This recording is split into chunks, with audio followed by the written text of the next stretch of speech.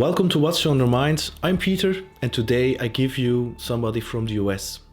He is actually the person who inspired me to start this podcast because he invited me to his podcast, and it was actually the very first podcast that I've been to. And after that experience, I said to myself, this sounds amazing. I want to do it myself. So I give you Sean Osborn, and we talk about Think and Grow Rich by Napoleon Hill, one of his favorite books. Now, Sean, his story is very, very unique. He was 15, his girlfriend was pregnant, he was taking drugs, and he was a school dropout. And when he was 30, he was a multimillionaire. Enjoy the conversation. Bye-bye. Welcome to What's on Your Mind with Peter Snowart. Every week, a guest talks about his or her story, and that story can inspire you to change your own. Here's Peter. All right. Mr. Sean, good afternoon for you. Hey, nice to be here, Peter. It's been a while. We've been trying to get this set up. Actually, I remember it was just before the lockdown in Belgium, which started around the 13th of March. It was just before that time, I believe, or it was just, we were just in lockdown. It was just beginning. Yeah, that was the very beginning. Yep. Back in, I think it was March timeframe. And we didn't know what happened or is going to happen. We're now in December almost. A lot of things have changed, I assume. Yes, they have, and I remember that because we were, I think, 2 weeks, at least here in the U.S., 2 weeks into the pandemic, and I'm thinking, okay, it's gonna blow over another couple of weeks, and everything's gonna be back to normal. I misjudged that one just a little bit. Yeah, I think a lot of people. You couldn't imagine. But the strange thing that I found is that if I look at television, for instance, and if I see people standing very close to each other or even hugging, which are non-lovers, now I immediately feel some kind of resistance. I'm like, oh, this is Right. this I found this behavior change. I think, I don't think it's going away anytime soon. I don't think it's going away anytime soon. I think that it's going to feel like that for quite a while. I don't think we're going to go back to normal where it's kiss and hug everybody, and I think it's going to be long term. I think it's going to affect really how we operate moving forward. Yeah. But the thing we learned in those 9 months is that we cannot predict the future, but we can create the future. Absolutely. And then we come into one of the best books there are, which actually exploded the complete personal growth evolution, I would call it. Napoleon Hill, Think and Grow Rich, which was at the time, if I'm correct, Napoleon, he was not so popular when he published that book. I mean, even his wife divorced from him because she could not stand all the criticism from the press. So he was like hunted like a witch, I was going to call it. So nowadays, Think and Grow Rich is seen as the book of the books. Yeah. But it's the grandfather of personal development. It absolutely is. And it's one of those books that I will read stuff out of it, and it actually resonates more even today than I think it possibly did when he wrote it.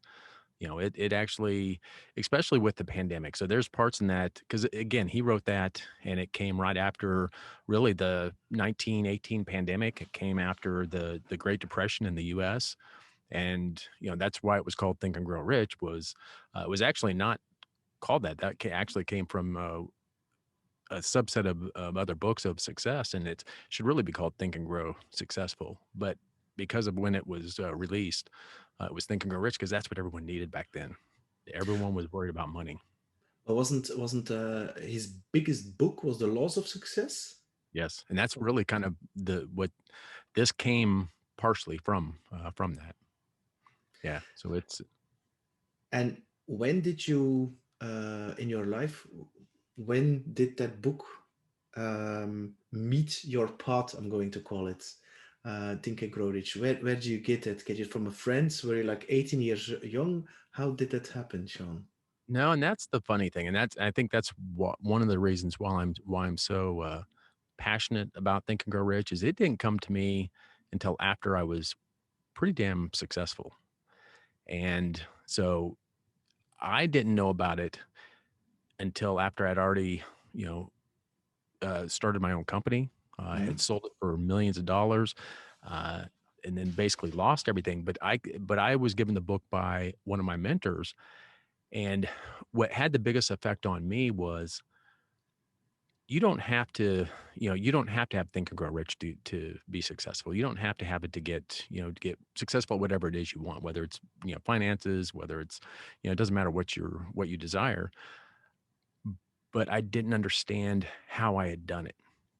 So I went from basically when I was 15, I was homeless and, living on my own. I'd been kicked out of school in the ninth grade. So I was uneducated. And within the next 15 years, I had went from 15 to age 30 and went from homeless to, selling my first company for, $6 million. And once that was done, and this is when the stock market crashed in 2000, I basically lost everything. And I had thought to myself that, well, I was just lucky. That it was a fluke. There was no reason why for me to do that. I was just lucky. It'll never happen again. So the biggest thing I got from Think and Grow Rich and why I'm so passionate about it is its actual law. I look back at what I did and how I did it. I unknowingly followed all the principles in Think and Grow Rich. I didn't know what I was doing. I was kind of following people that I looked up to. I was, I had some mentors, I had, people that I was, trying to emulate. I was doing these things. I was passionate as hell about the company and what I wanted to do. I was persistent as F. No one was going to stop me from doing what I was going to do. But I didn't know that that was actually part of the system. I didn't know that that was the law. I didn't, so when all that happened, I thought, well, I'm starting over from from basically ground zero, and had no idea. So that's when I actually got the book was actually after I had done all that. And then that's when it clicked. It was like, holy shit, there's this, I can reproduce that over and over again. And was that really the first? So you got the book. You were hitting rock bottom. I'm going to call it. You saw that book. You got the book. You read it, and immediately it clicked with you, or you had to digest it a little bit because, I mean, yeah, the first time that I read it, I was like, "Ooh, what's this?" I had to, but now it's completely, yeah. Okay, I wouldn't call it second nature, but the first time that I read it, and I've read it like 10 times. I've listened to his audio tape like 20 times during running. So it's a book that you need to keep on rereading again because it has a lot of levels. So Absolutely. back to the question. So did you connect immediately with the book? It was like aha I moment for you? Well, I connected immediately to the book at the level I was at. So Okay. here's one of the most beautiful things about Think and Grow Rich is it is one of those books that will meet you where you're at. I Mm-hmm. don't care if you make $20,000 a year. I don't care if you're a CEO that's making $10 million a year. That book will meet you where you're at, wherever it is. It doesn't matter what level you're at. So it met me where I was. And again, I had already done some amazing things. I had already done some, things in my life that were absolutely amazing. I had done, quite a bit of personal growth during that 15 Okay. years of building the company. I just never knew or never understood until I got the book that there's a system. I literally, you call that, the syndrome where, you just don't think you belong. You don't think, it was a fluke, imposter syndrome. Mm-hmm. I had imposter syndrome. It's like, well, this, I just got lucky as hell. And that's why I made that's why the company and that's, and when the first time I read that book, I think that's when I at least had the shimmer of, oh my God, I can do this again. It wasn't a fluke. It was actually it was done because of the things that I did. Absolutely. What the end result was absolutely because of all of the things I did. And if I look back and I remember the things I did and I look at Think and Grow Rich, it's like you can't have one without the other. You have to, whether you read the book and understand it and reproduce it over and over again, or you do it on yourself, do it by yourself, and you become, wildly successful. You're doing the same exact thing. You just don't know what you're doing. And that's what really stuck out and I think that's maybe partially why it made more sense to me when I read it the first time is I had, I could see that already. I could already see the full spectrum of the book in what I had done in the past. I'd already done all those things. I just didn't realize what I had done. Yeah, I had a similar experience because I read the book when I was 37. Yeah, something like that. So which was quite late. There's nothing too late, but around 30 we also sold our company. So, and I also thought I was just at the right moment at the right time surfing the right wave, huh? Yep. um and I was like, yeah, the stars were aligned and I was just there. At the same time, I wasn't the most happy or fulfilled man. I was really living from my head. But when I read that book, then immediately my perspective shifted from focusing on the destination more on the journey. So really focusing on the process. Right. And also the fact of the masterminds, where he explained he created actually a mastermind virtually in his head Mm-hmm. with Yeah. with all the people even who were dead. That was like, when the first time when I read that, I was quite, what the hell is that? Yeah. And that's the thing, it's the things in the book. So in other words, and I think one of the most important things that he talks about is the mastermind. If any of your listeners, if there's one thing that you can do that will absolutely change your mind, it is get in what he calls a mastermind. There's a lot of things that, you and I both know there's a lot of things that are being called masterminds right now. But there's one thing that if you want to grow, get into what in Think and Grow Rich, what he calls a mastermind, and that's getting more than a few people together Yeah, in the same room or on the same Zoom. And when you, as he says, when you get two or more people together, you create a third, more powerful mind. And I go back to, again, when I was building my company, I didn't know what a mastermind was. I had no idea. I'd never heard the term. Nothing. But every idea that I got for my company came when I was sitting around like-minded friends and people I looked up to, some very wealthy people, and I was in their presence. yeah, It wasn't a quote mastermind, but I was in their presence, and all of my ideas came out of that. And that's when I put, so that's when I go back and I put two and two together. It's like, hold on, I didn't really come up with some of these ideas. These were part of a mastermind, and they wouldn't have come up with ideas either without me. So that, to me, that's the most beautiful thing about a mastermind is not one single person will ever come up with the same ideas as the group think does, yeah. ever. So if there's one thing that you can do to increase your likelihood of success, it's join a mastermind. I don't care if it's a free mastermind like I had with friends. I don't care if it's a paid mastermind, which I'm always in paid masterminds. I'm in normally 2 masterminds at any given time, just because the value that I get out of them is way bigger than the money I put into being in the masterminds. Very important is of course that the total is more than the sum of the underlying parts. Very important is of course that the people who are in that masterminds are people who look for opportunities, who maybe are at a level, if you can call it like that, which is higher, or at least a level that you aspire to become. Right. Yeah. You never want to me, I never want to be the biggest fish in the mastermind. Mm. If I'm the biggest fish in the mastermind, it's time to get another mastermind. And I've moved different masterminds, and that's one reason why I like a paid mastermind. So for instance, there's a mastermind that I'm in that we meet every 2 weeks. It's fairly inexpensive. It's like $500 a month that everybody pays into, but everybody that goes to it is dedicated to get something out of it. And that's what a paid one does. When you have free ones, you have people that will miss the masterminds. I've done them.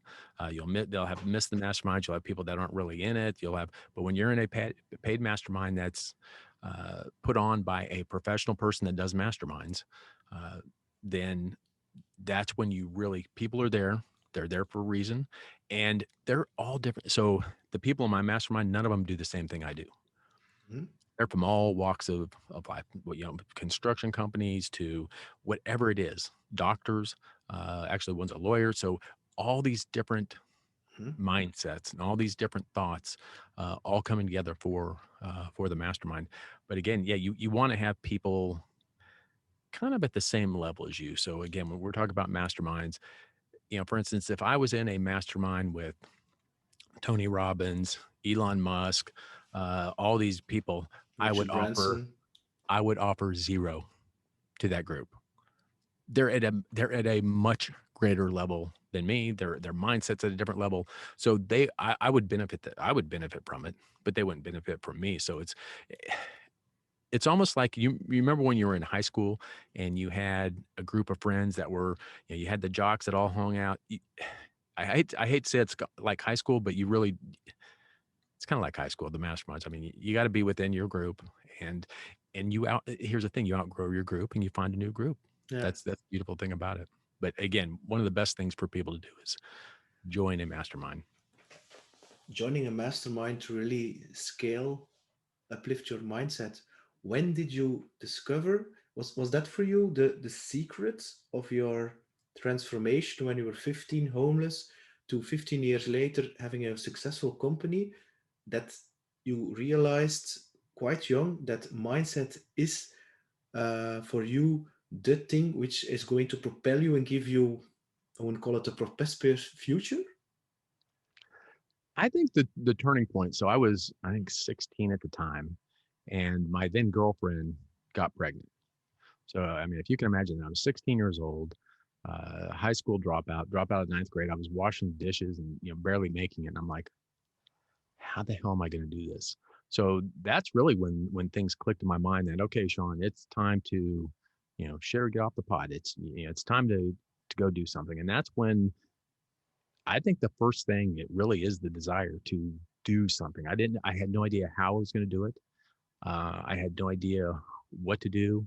Again, I was uneducated. I didn't know anything, but I had an absolute desire with my son on the way, and then my son being born, that I had to do something. I had to use my imagination, and I had to do something to get out of where I was at. So that burning desire, that the only thing I cared about was getting better than I was.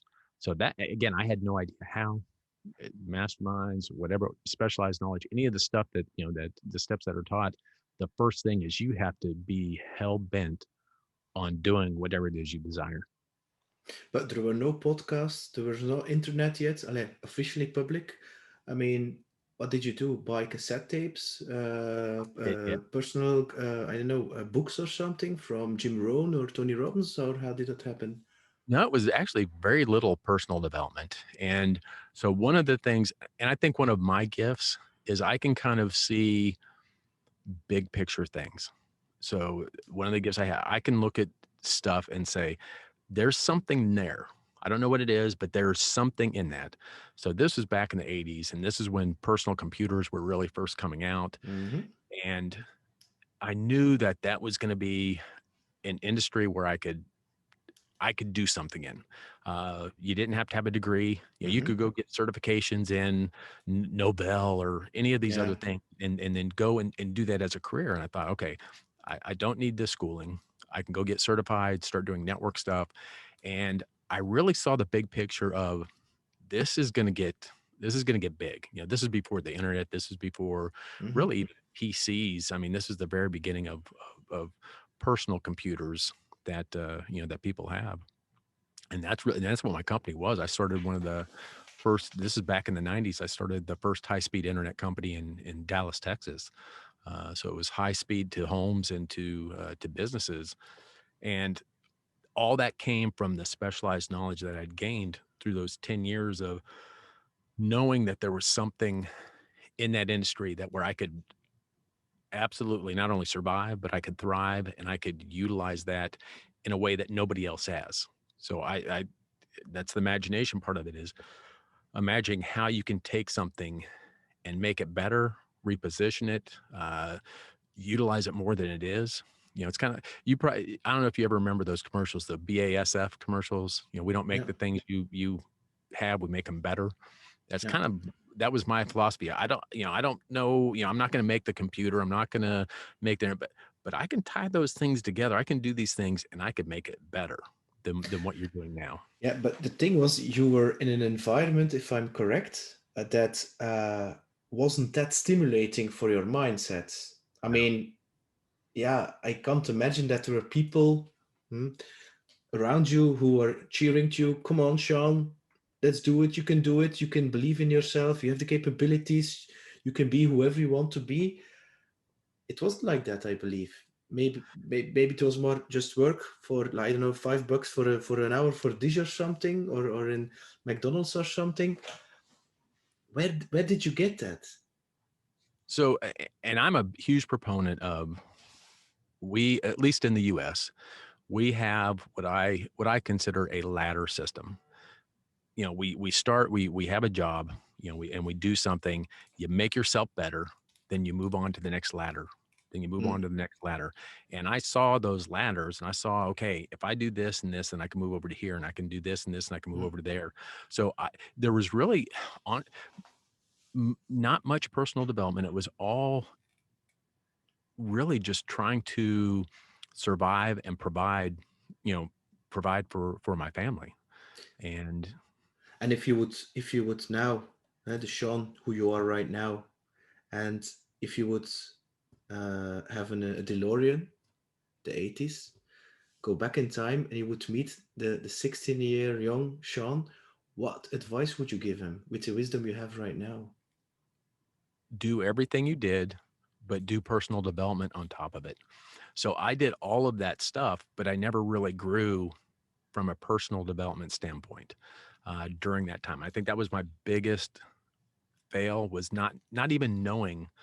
I was just, I didn't even know that there was such a thing as personal development. So once that happened, after the fact, I wish like hell I would have been able to have personal development back then to understand it. It's like I was so underdeveloped from a person. I wouldn't even get on a Zoom. I would go into a boardroom. I could go into a boardroom of CEOs and say, you need to do this, you need to do this. But any public sector, I could not do anything. I couldn't get up and talk. I was so, from a personal development standpoint, so off that's where my biggest need was. Hmm, interesting. Now, if we're going to propel forward, I mean, is it because of those things that happened to you? And you said, I'm not going to be a victim. I'm not going to take a victim role. I'm going to be the victor.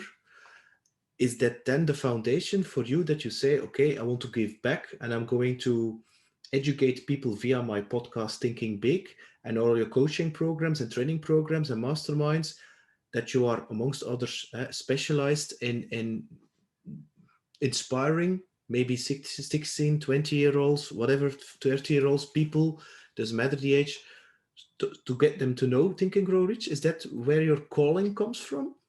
Yeah, and I think because it made such a big impact to me that had I known that stuff back then, I would have been, to me, much. I don't know. I don't want to say much more successful, but I would say I would have been much more impactful to the world by now.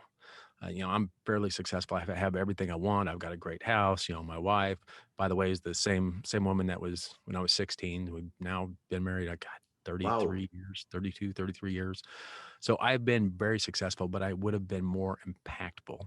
And that's why the book to me is so important. The things that Think and Grow Rich teaches. And here's the funniest thing is, Think and Grow Rich, Napoleon Hill didn't do anything. He didn't write anything.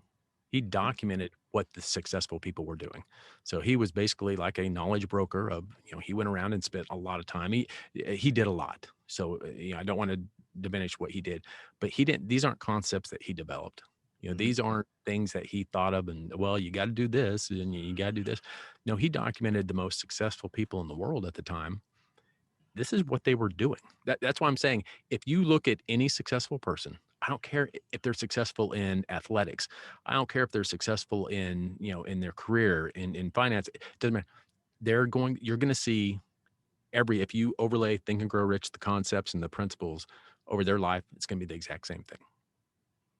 What I really admired about Napoleon, I've never met the man in person, but is the fact that he was with one of his, I would call it, interviews with a very famous person. He stayed there. He went with the train. He was not paid for it. And he stayed there for literally for, was it weeks or something, to really write everything. Sorry? Yeah, Barnes with Edison. Yeah. And so he wrote everything down. Also, the fact that I believe that his son did not see. He was blind he was deaf. Yeah, he had no ears. Yeah. And he visualized, and he actually helped his son to hear again, if I'm correct. Yeah. Using the imagination. I'm telling you, we create everything we have. So no matter where you are in your life, whether it's you're not happy financially, you're not happy in your relationships, 100% goes back to your belief system and your mind. We've created everything we have. And that's, and that's why I'm so passionate about, that's one of the reasons why I do this with Think and Grow Rich. Is one of my things is they should teach this in school. These principles should be taught in school. If I can take someone that thinks that they're a nobody or they've got nothing and show them, well, you're not. You can actually change and you can actually do everything that you want to do. To me, that's the biggest win, is because, again, back when I was 16, I was hopeless. Society had given up on me. I was a drug kid, dropout, so society in the US had pretty much given up on me. So if these principles could change that, it's unlimited. It's absolutely unlimited. So wherever anybody is, it's because of the mind that they have. And the mindset I had back then is the reason I was doing what I was doing. It was the reason I was on drugs. It was the reason I dropped out of school. My mindset back then dictated what I was doing. Yeah, and you're very successful, and at the same time, I find you very humble. I've played both sides. That's I think that's that's part of it. Is I remember what it was like to be poor as shit. and here's the thing, and stuck, and I remember that feeling of just complete. There's got to be more in life than this, because this sucks. And I remember that very clearly, and I remember those times, and it's like, that's, I think, what keeps me. I try to be humble. I try to help whenever I can. I try to do that. And part of that comes from, hey, I've been there. I know. And I also know that you have no excuses to. Here's the thing. I was where I was because of, things that I'd done, but I take full 100% responsibility over that. But it's also my responsibility to change. And it's hard to do that if you don't know how. So that's what, a lot of my programs do. It teaches you how. And again, I don't care if you are a fresh person out of high school, dropout. I don't care if you're a CEO. When you're stuck, it's all in the mindset. And being stuck, I don't care what level you're at, it sucks. You think it's the end. You think, well, and it doesn't matter what level you're at. It's the same. It's all a perspective. Beautiful. Now, you have a son? Uh-huh. Did you have a son? Did you also teach him all these principles? And he was like, yeah, Dad, bring it on? Or he was like... I think I taught him. So, he was already, 16, 17 before I, sold the company and stuff. So he was pretty well grown. But I think he saw what I was doing. He saw the dedication, and he saw the work ethic. He saw, the thinking outside the box. So I think he saw that. And what's funny is, I was a high school dropout, and he's got a PhD in nuclear, physics. Okay. It's a complete shift. So yeah, my daughter, which is now, gosh, she's 28, she owns a nice salon. And so they're very successful. So I wish I would have learned this stuff much sooner and been able to teach them at that level. but I think they were taught at a seeing level, watching it, unfold, watching it happen. So I think, I think they've definitely learned from it. Maybe not directly from like Think and Grow Rich, but learned from the principles. Again, I was successful only because I followed the principles in the book. I just didn't know the book. You recently did a Think and Grow Rich. Was it a challenge or was it kind of a program? And what I remembered, it was for free. Yeah, it still is. I still do that program for free. So it's a Think and Grow Rich. It's a 14-day challenge. And basically, there's 13 steps in the book. And there's actually a bonus, the first chapter, which is really probably one of the best chapters. It wasn't even in the original book. It wasn't even a chapter. Uh, Absolutely one of the best. So all 14 of those in a different daily challenge. So each day you've got a challenge. You got a challenge on the desire chapter. You got a challenge on the faith, the auto suggestion. Every one is a different day and a different challenge. Some of the challenges took an hour and a half.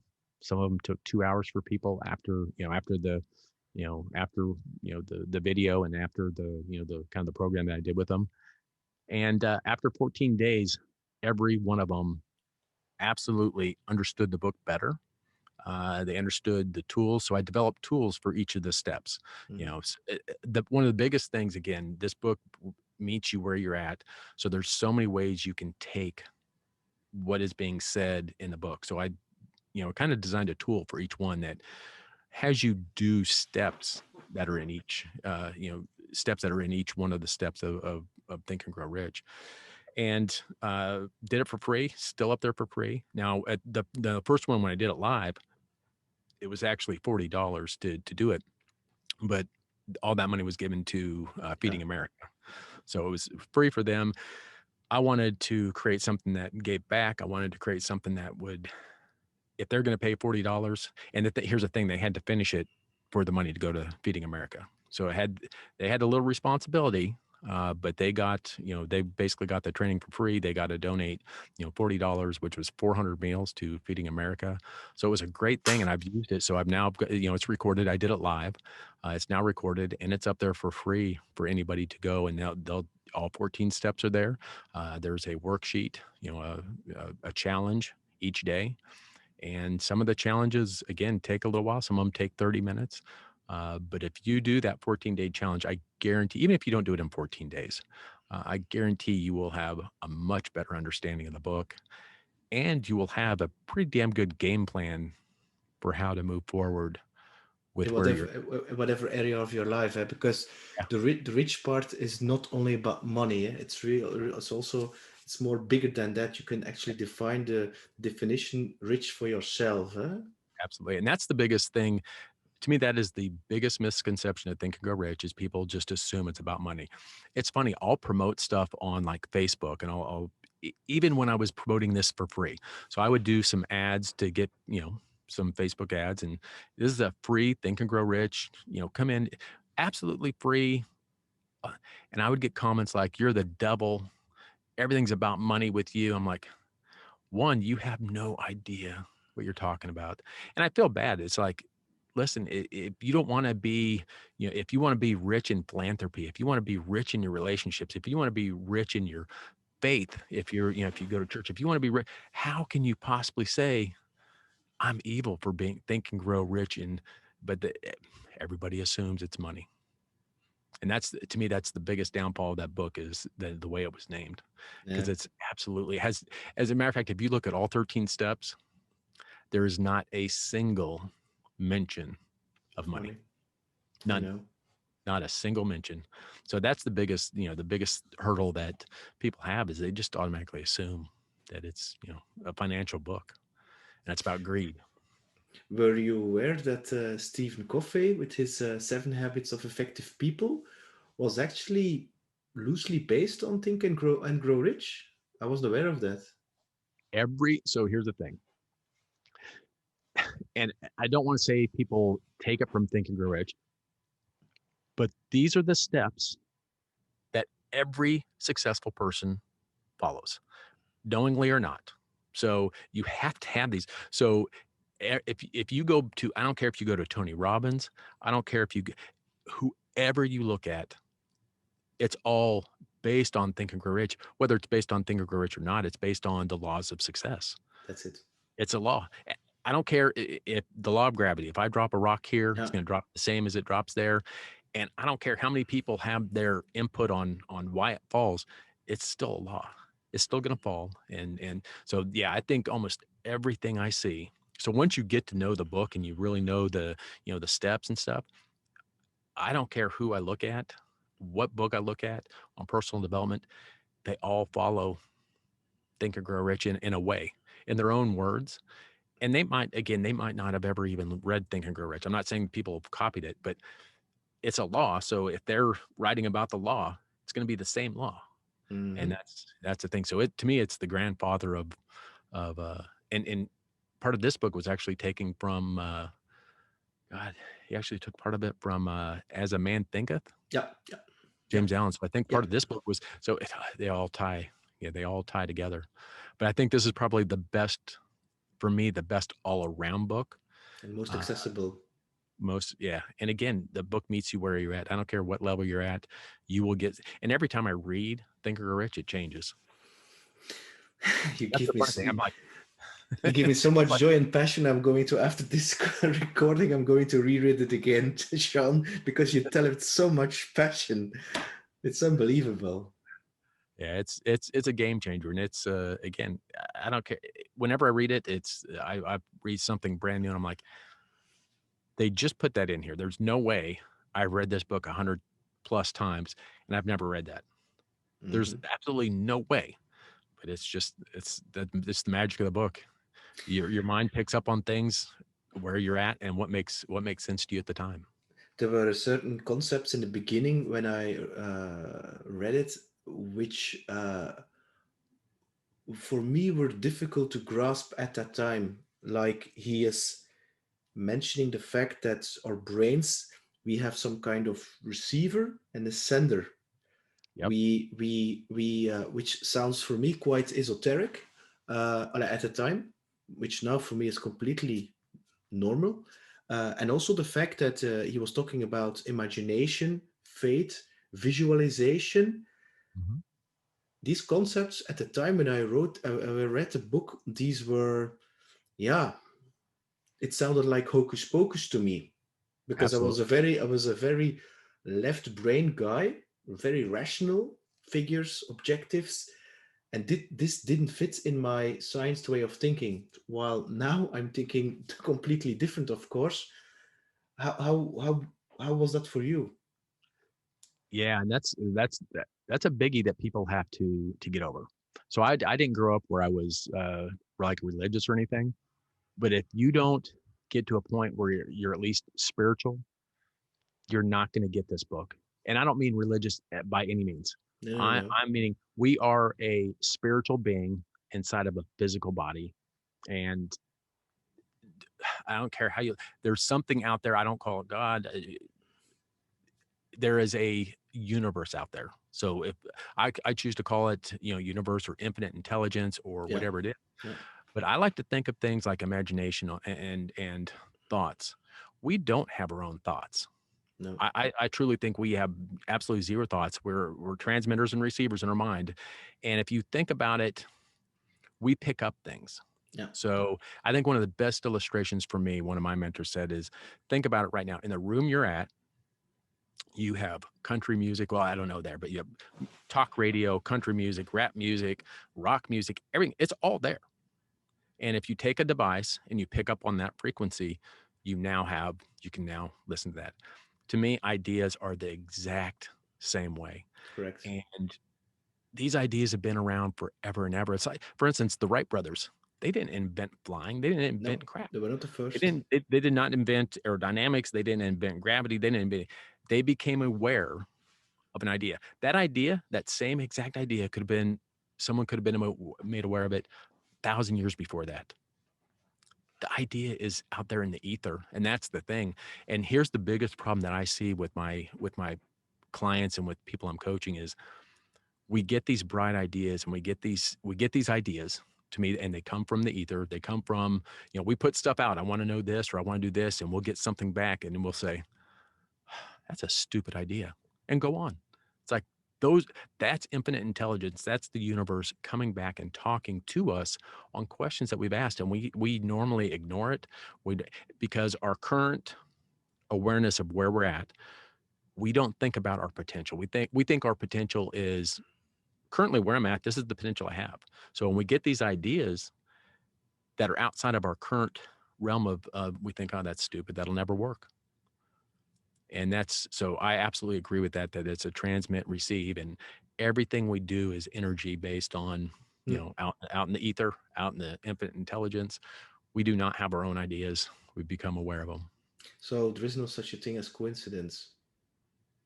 No, I don't. I think it's on purpose. I think it's, absolutely on purpose. And that's why, so it's funny, there's so many books on things like where you can talk to people without talking to people. I can't remember what they call it, but you can, across the world, someone can think of something and and it happens to people and we just don't realize it. So for instance, there's probably been times in your life where you thought about someone and then they've called.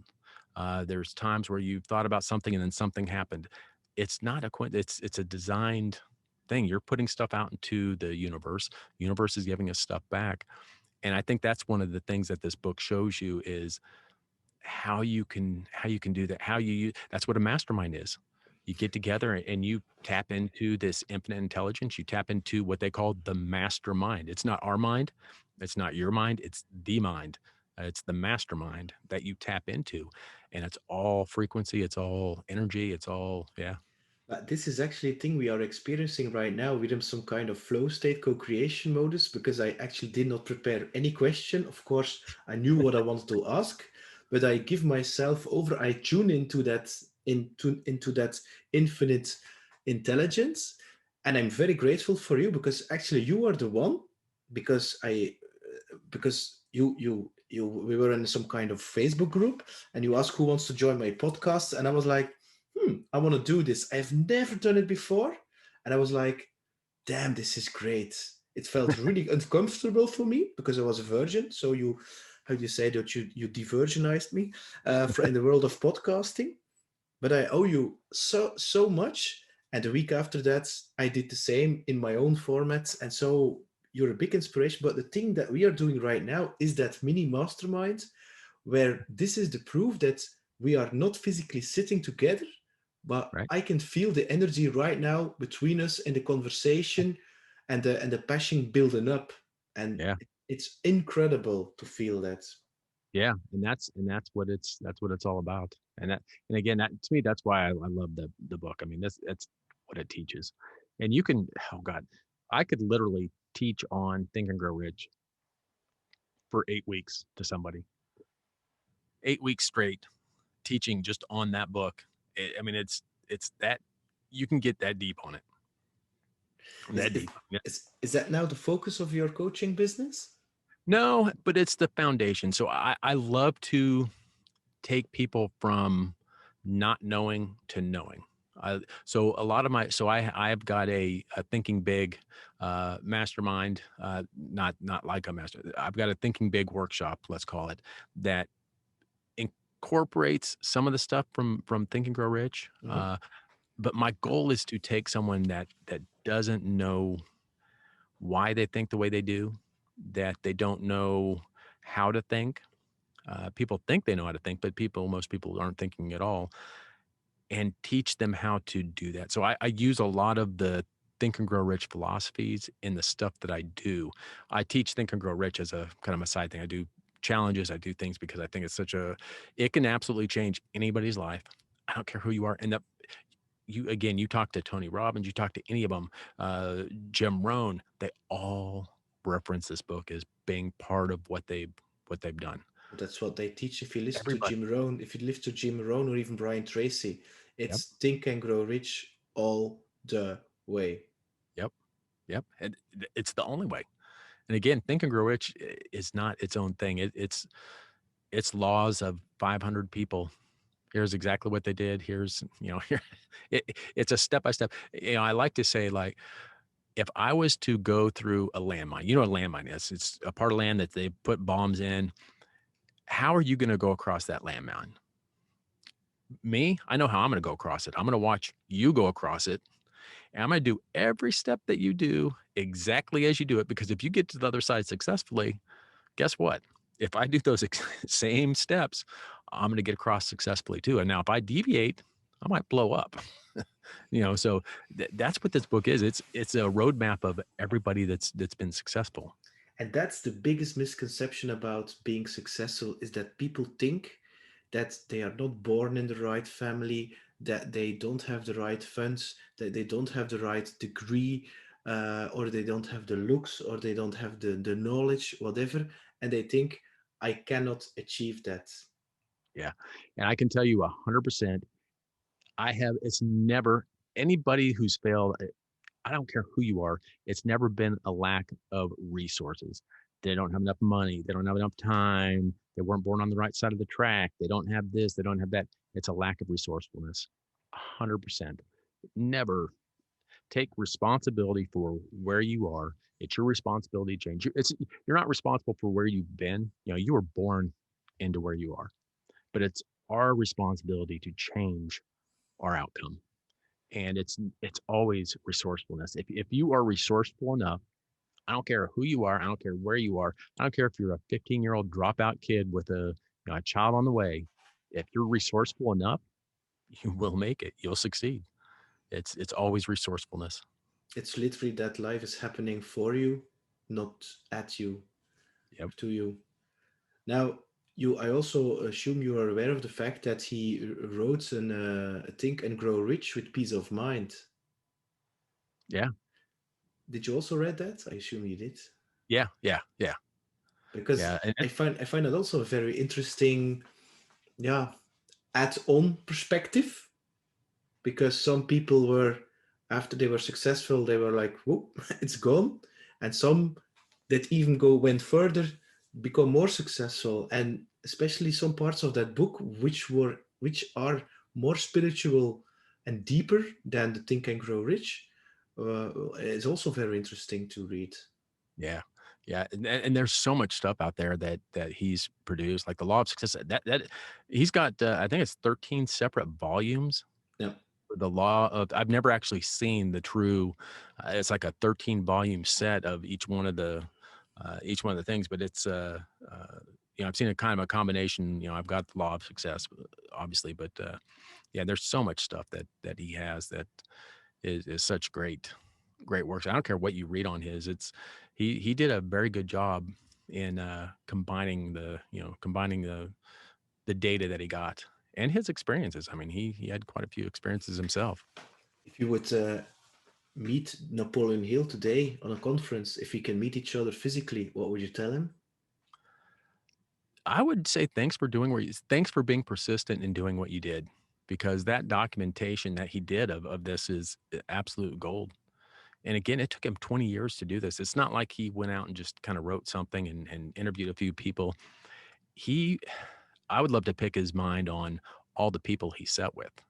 So when he did this, he actually got to sit with, all these people. Edison, he got to sit and interview them and talk with them. I mean, can you imagine? It's like me going and nowadays and sitting down with Elon Musk and Richard Branson and all these people, and actually getting to sit down and pick their brains for years.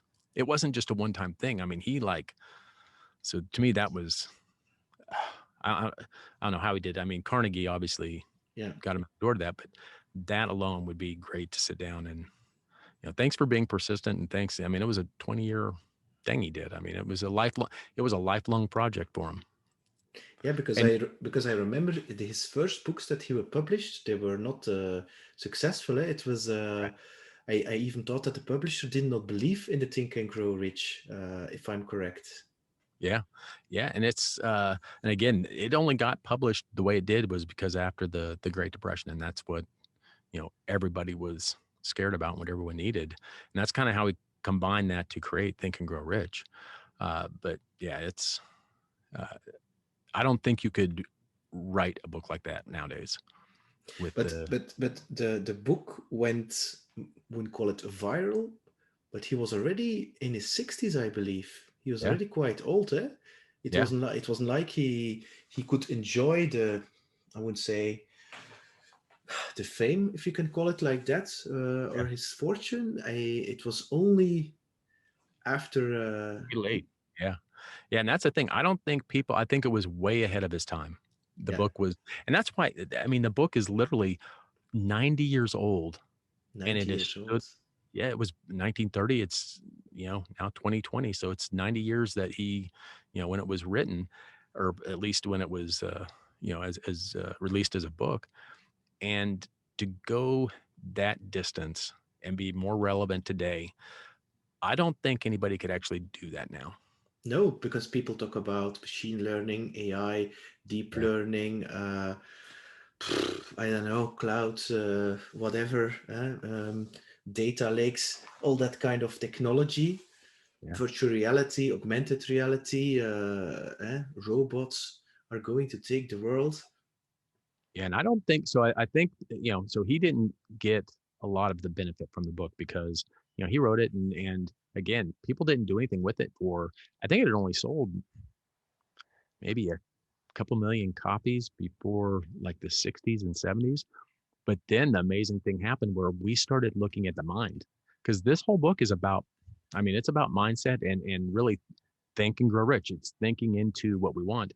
That was all woo woo crap for so long. But then you had things like, Maxwell Marx on psychocybernetics, and you had all of these fantastic books on the mind and how the mind actually operates. And that's when all the, like, the conscious and subconscious, we still don't know shit about our mind, but that's when we started to learn about that. And that's when this book really kind of picked up. It's like, hold on, there is something to this. And now there's a name to it. So he would do stuff back then about, doing all these, like an imagination on, imaging yourself, doing these, seeing the things.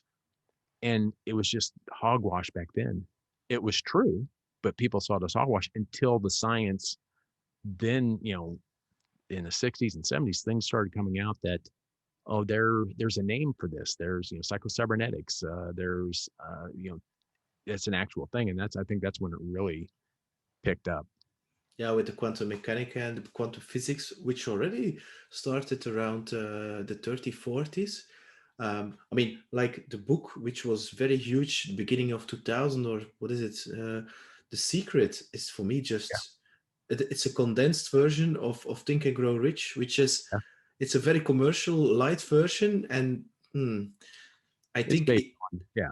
it's great to start, but then you have to go into the real stuff and go deep in Think and Grow Rich if you want to really uh, know how it needs to be done. Because the secret is a little too light, I believe. Yeah. It gives a good overview. But yeah, it's real life.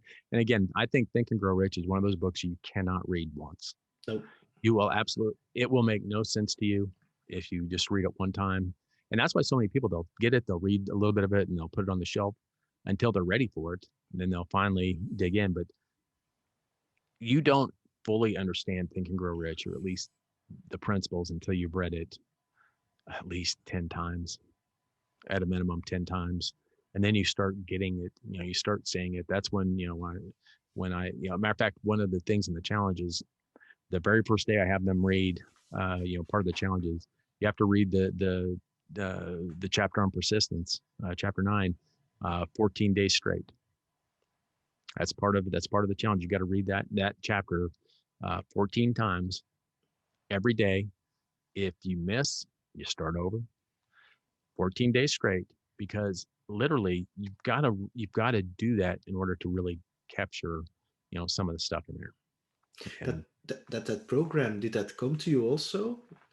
Or you were thinking, I'm going to do such a program, and then you created these exercises? That was also so yeah, something? I created these exercises specifically for the challenge. But I had been teaching Think and Grow Rich as a kind of a workshop, like an 8-week program, where, every week we get on a call and we do, a chapter, one or two of the chapters. We discuss it, and then there's some talk about it. I answered some questions, and then I'd say early in the year, you saw a lot of people doing challenges. And you saw, the Rise Up challenges. You saw these challenges, which is a very good way to get people involved, and a very good way to get people motivated for it's much easier to get someone motivated for 7 days or for 14 Yeah, days yeah. for like 8 weeks. And so I created all the challenges specifically for it. And so it's based on their challenges. So it's not like, so it's not a book learning. So if you go through the challenge, you don't ever have to have read Think and Grow Rich to do the challenge. You could be fresh off the boat, never reading it, and get true value out of the challenge. Now, Sean, within 10 years, who is Sean? Who knows right now? My goal is to impact as many people as I can. So my vision would be being up on stage and impacting people like Tony Robbins and others. That's truly where my passion is, and that's where I'm at. And even if it's not for a financial gain. So here's the thing. It's great to make money at it. It's great to do that, but to actually impact someone's life, that's really where it's at. And I know for a fact that if I create things for people that have them challenge and have them learn and have them grow, I will get stuff on the back end. To me, you cannot get until you give. That's one of my philosophies is you can never get until you give. So if I give enough, without a doubt, I will get. So you confirm also, which was also my philosophy. If you focus just on the money will not come. You'll never win. But if you focus on being a man on a mission, on a purpose, doing good, creating value for other people, as a side effect, you will gain lots of money and also lots of luck, because it feels fantastic to see people grow. Absolutely. And that's one reason why I don't monetize my podcast. I do it because I grow, my listeners grow. It's not about making money. It's about providing value to people. And here's the thing, if you listen to one of my podcasts and you get one idea can be worth a tremendous amount to someone's life, not just financial, but one idea can change your relationship. One idea can change your perspective on life. One idea can change what you do. And it goes back to, have you ever heard of the butterfly effect? Of course. Yeah, of course. I'm a true believer of the butterfly effect. One thing that you do, if you get one thing from one of my podcasts, that can absolutely change the entire trajectory of your life. So that's why I do it. That's why I love it. Never looking at making money on it. All about value. Yeah, it's the same for me. I mean, so my podcast, I think you are now the 57th guest. So for me, the circle is round, because it started with you. And if I see all these people I don't know who are sending me messages of I learned that from that guest and I started to do this or started to do that, and mindset, because in Europe, the mindset thing, we are a little bit behind than the US. And it's like, oh, mindset. And it's changing rapidly. Of course, due to YouTube, the internet, it's very flat, the world. And I get so much energy and so much, I cannot describe that feeling. No money can replace that feeling, because you touch somebody's life and somebody's heart, and it's like putting a stone in the flow of the river, and that river is not going to be the same flow again. It's changed that direction. Yeah, and you've made a change to it, and you can put a piece of sand in there, and you've changed it. It might not be a lot, but you've changed it. One piece of sand. What is still for you, but I mean, within 10 years you will be together with me in Las Vegas, speaking to like 10,000 of people, inspiring them. What is for you a crazy dream then? But a crazy one, eh? I mean, do you want to play in a Hollywood movie or something, or win the Tour de France? Because I know you're a big cyclist fan.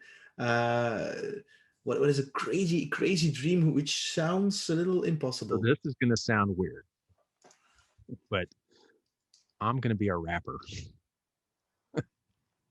Like a rapper. Like Ice-T and Dr. Dre, Dr. Sean. So if anybody listening knows Ice-T or Dr. Dre or Snoop Dogg, have them call me. I want to be a rapper. That's my... People think I'm crazy when I say that. No, no, no, no, no, One no, day no, I'll no, be no, a no. rapper. No. I'm a musician, as you know. I'm a guitar player, but I recently learned how to sing. And for we play like party cover things, and one song is it is from 1979, and it's the first hip hop rap song ever. It was based on the bass line of Good Times from Chick. This is, of course, it said hip hop, hibbity hibbity hibbity hip hop, and so Yep. on. So Rapper's Delight, and I had to study that to rap that. And the first time when I did it, like for like 2,000 people, I was like, "What the hell is I'm going to do?" But once you start doing that, it's the same again. I mean, if you believe you are a rapper, you will be a rapper. If you believe you are a YouTuber or a podcaster, you are one. Yep. So don't say I'm going to rap, but I am a rapper. I'm a rapper, but not a very good rapper yet. But I can't say enough. it's progress. I mean, it's something that you. I mean, literally for the gig, I was because there are no gigs anymore. There are some virtual gigs, but I was literally in my car, YouTube on, and of course the sound of YouTube, backing track, Rapper's Delight. So I get that bass line, and then I was like, said hip hop, hip it, and I'm going to Rapper's Delight is around 108 BPM beats per minute, and then I will look like a drum backing track, a hip hop drum backing track around 115, 120. So I increased the speeds, and then I did it again. So I could fall and stumble over my words. I said hip hop, hip hip. But the thing is, when you then come live, you're ready, and Yeah. you are prepared. So you imagine yourself, yeah, I'm in the stage, and like that rapper thing, you imagine you're like Dr. Dre, and you're like said hip hop, hit a bit, hip hop, you don't stop. You get that feeling, and it's and are you a fan of a particular rapper? It's Oh, Dr. I like. Dre Oh, or but so here's the thing. People, and again, people think I'm nuts, but I run to rap all the time. So the beats keep me running great. So I'm always, whenever I'm out running, I'm always running to rap. All that between 170 and 180 BPM, always. and you're about to kick off season 2 of your podcast, Thinking Big, Yes. Sean. I Yeah. mean, you're going to record a new intro. Why don't you rap like, "Hey man, I am Sean. I'm here to bring you thinking big. Enjoy my podcast and change your life." Something like I might that. have to do season 3, or I'll hire a rapper to do it. Come on. You have to start somewhere. That's right. Yep. Maybe I'll have to think about that. That's a challenge. I'm going to buy your records on Spotify. then you can do that Wolfpack thing. You know Wolfpack? Yeah. Yeah. I mean, I am a big fan of them. You know what they did? They recorded a CD, a record, with nothing on it, and they put it on Spotify, and they asked their fans to listen to it. And with that money, they actually recorded their first record, and they went on CNN for that. Yeah. Oh, that's genius. Yeah. They asked their fans to play it at night, so there was nothing, there was silence. So yeah. Meanwhile, they were ching. You have to be creative, eh? That's the imagination. Yep. Absolutely.